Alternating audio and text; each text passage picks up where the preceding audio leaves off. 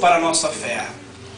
Nós, neste texto, vamos apreciar um momento de um conflito, de um combate entre dois deuses. Aqueles que de fato conhecem a palavra de Deus da forma tão forte como Deus, nestes capítulos, se revela ao seu povo e a todo o Egito. Então vemos um conflito entre Faraó e Deus. Por sinal, Faraó, dentro da cultura do Egito, tido como a encarnação de Ra, o Deus do sol, o Deus da vida.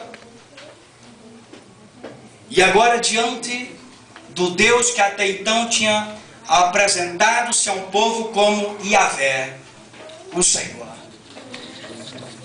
E quero permear aqui com os irmãos, andar um pouquinho na lembrança da ação de Deus ao se revelar ao seu povo.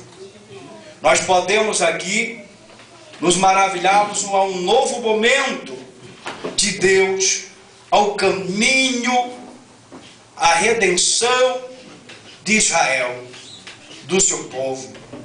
Pois bem, querido, há uma razão essencial para este momento. Principal é a razão ou a forma que Deus passa a trabalhar diretamente com Israel. Especificamente com Israel. É bem interessante percebermos que Israel já pertencia ao Senhor. Outrora, nós vamos ver no capítulo 4, versículo 22, Deus confirmando que assim tinha o povo hebreu, a Israel como seu povo, como povo eleito, dizendo que o tinha escolhido e eleito para si. Aleluia. Também vemos quanto à adoção, Deus desejou adotar a este povo para ser o seu Deus peculiar, seu Deus único entre eles. E agora, trazendo mais uma vez um momento de tremenda necessidade e trazendo a lembrança da promessa de aliança que Deus havia feito com nossos patriarcas a respeito de continuar sendo fiel a esta nação, a este povo. Em virtude da manifestação deste poder que Deus revelara em momentos como concerto, retificando confirmando com o ato de uma aliança, assim fez Deus, permanecendo fiel aos patriarcas, aqueles que nos antecederam ou antecederam a história, que nós ouvimos muito falar de Abraão, de Isaac, de Jacó, homens que tiveram diretamente uma essência muito forte, um convívio com Deus, e foram dentre a estes homens que Deus confirmou estes concertos ou aliança, que permaneceria sendo o seu Deus. Outrora, Deus não podia negar o seu próprio amor que havia uma vez expresso a esse mesmo povo, e que a partir de Êxodo, definitivamente, Deus tomou uma decisão e diz: vou livrar o meu povo. Aleluia. Glória a Deus. Graças a Deus. Você sabe, nós sabemos, a história diz que aproximadamente entre 400 e 430 anos foi esse período entre o Egito. E eu quero voltar um pouquinho à história. A razão como esse povo chegou ao Egito.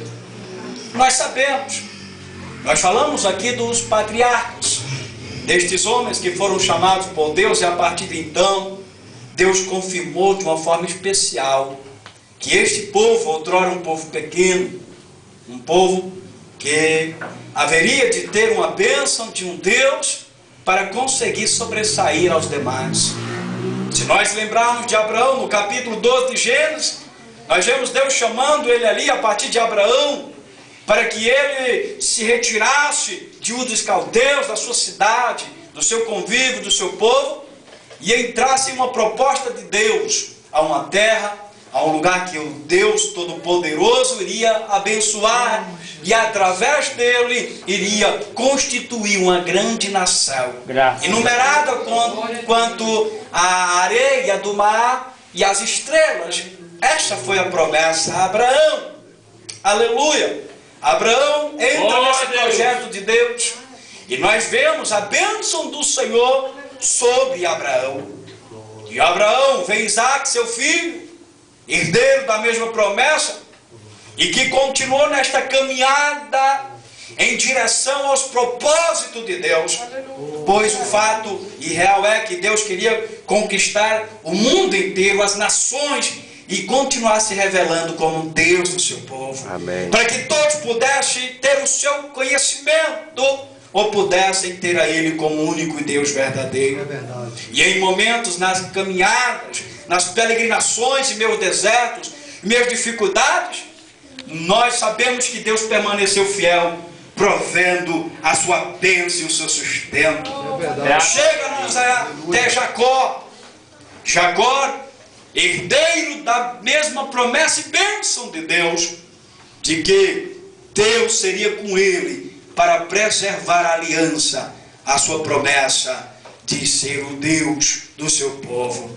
Nós sabemos, a história de Jacó começou de uma forma difícil, de uma forma em que, aos olhos da compreensão humana, talvez diríamos que ele não tinha a bênção de Deus, ou que não ia ele alcançar a bênção do Senhor.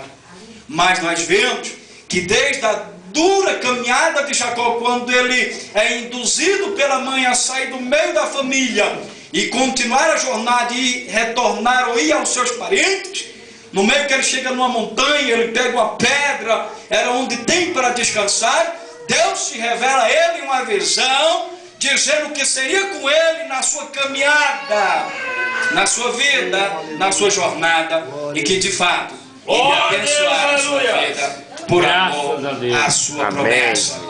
Sabemos, eu estou somente dando uma prévia até chegar a um ponto para aplicar as nossas vidas. E pelo tempo não queremos entrar em muitos detalhes, mas sermos objetivos. Amados, e nós sabemos que depois de grandes anos, períodos, Deus abençoa Jacó. E ele vai na caminhada para retornar à sua terra, aos seus pais. Abençoado, com esposa, filhos, rebanhos, e assim vai. E o Senhor em todo o tempo abençoando Jacó. Aleluia. O livrando, o prosperando, porque Deus era com o seu povo. Falar de Jacó, nós chegamos a um nome que é muito